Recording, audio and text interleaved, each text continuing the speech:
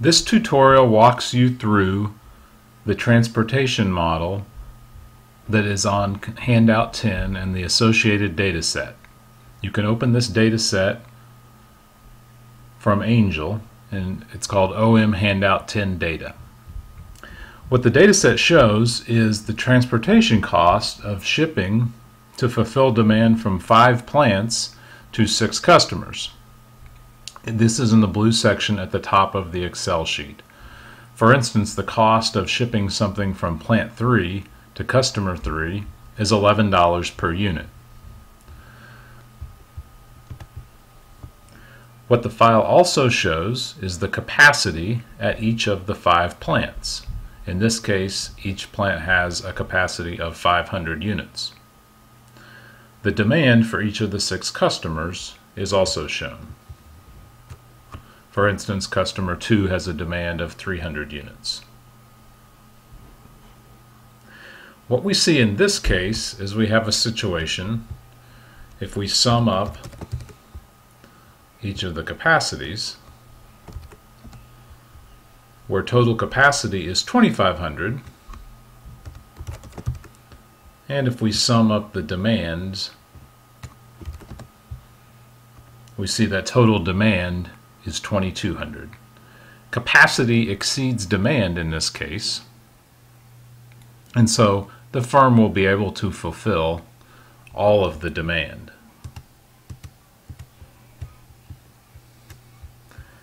So in this problem, the problem statement is that we want to fulfill demand for the 6 customers from the 5 plants by developing a shipping plan that minimizes the total shipping cost. In this case, the decision variables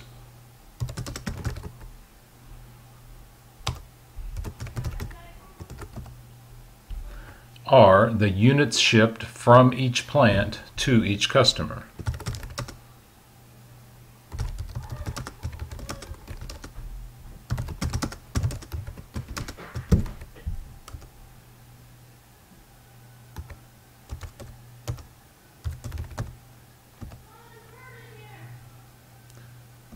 The objective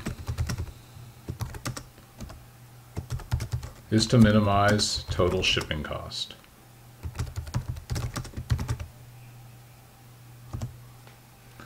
Shipping cost is calculated as the units shipped on each route times the shipping cost on that route. So in this case, we'll have 30 different decision variables because there are 30 routes. That's 30 combinations made up of the 5 plants and the 6 customers. In this case, I will just put the decision variables in this section of the worksheet and highlight them in yellow. The 10 is simply an arbitrary number to put in as a starting point. Eventually, of course, we'll allow Solver to change the decision variables. I'm going to use the auto sum by highlighting all of these cells with the decision variables plus 1 additional column and 1 additional row. I'm going to use the auto sum to create totals for the units shipped from each plant to each customer.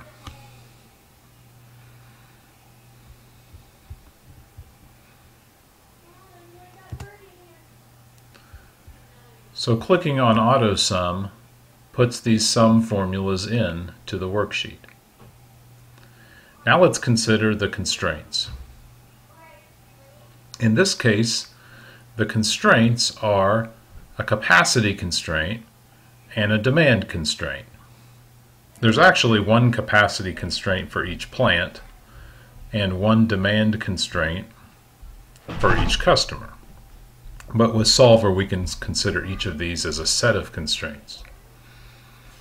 Since we have a situation where capacity is greater than demand, each of the plants will ship some number of units that is less than their capacity.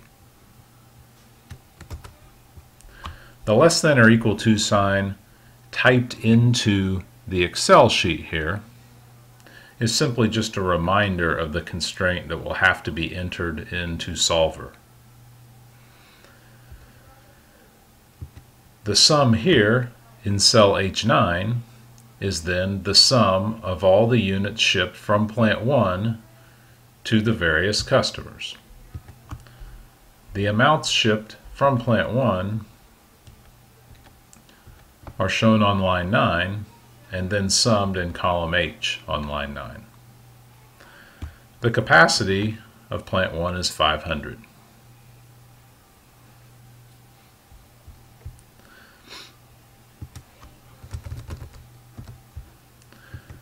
The sums on row 17 are the sum of all the units shipped to each customer. For example, cell B14 shows the number of units shipped to customer 1 from each of the plants.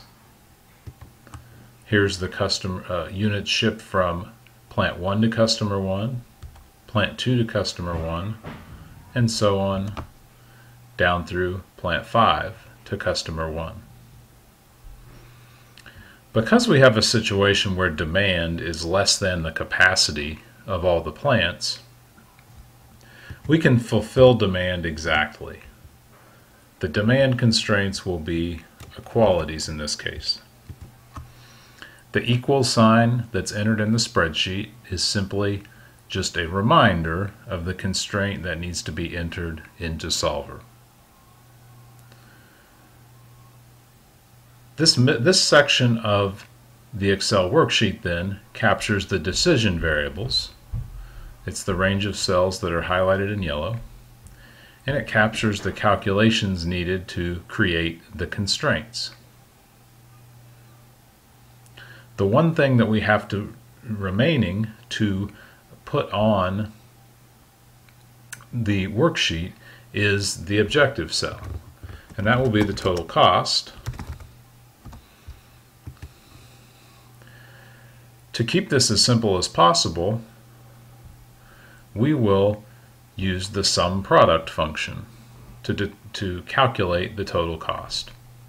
Since we have two matrices in Excel, one representing the unit shipping costs and one representing the decision variables, the sum product formula will allow us to go ahead and enter the total cost in one cell with one formula. So our formula for total cost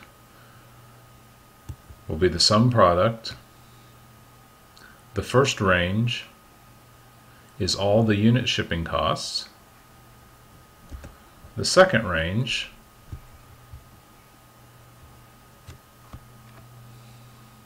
is all the decision variables. There is a comma in between the two ranges.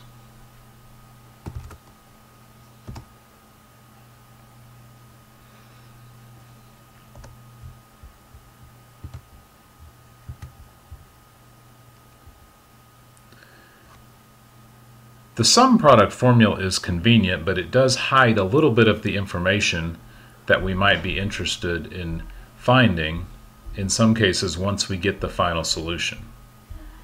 For instance, what we could do if we wanted to know the total cost of units shipped only from plant 5, we would have to create a separate formula.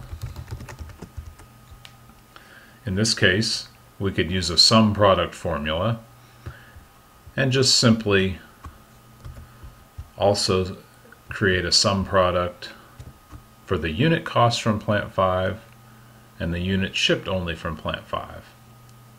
This would be in a case where someone had asked us just strictly for the information about plant 5.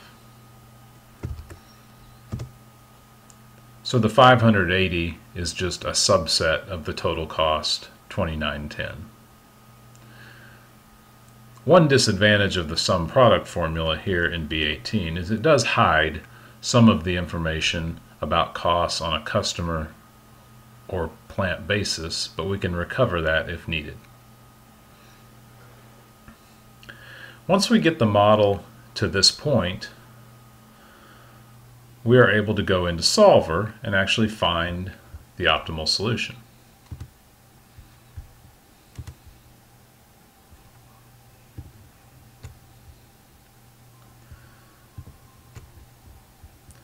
So for our model here, our objective is the total shipping cost.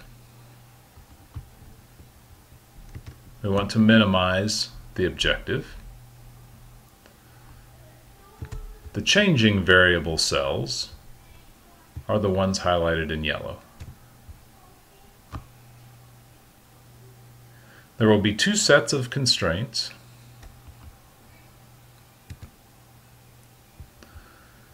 The capacity constraints have as the cell reference the total amounts shipped from each plant.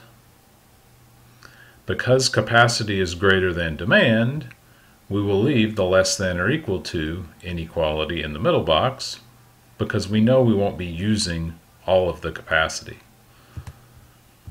In the constraint box, the right-hand side, we enter all of the capacities for the plants.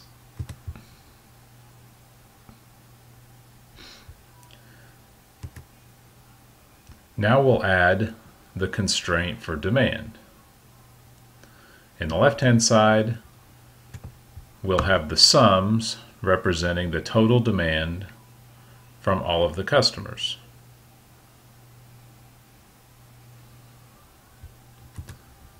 We'll change the middle to an equality.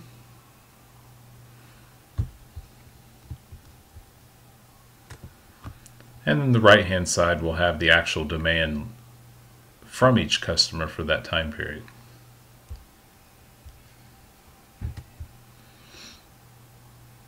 We'll want to make sure that the unconstrained variables are limited to non-negative values. This will be particularly important for a cost minimization problem. And this is a linear model, so we'll select Simplex LP.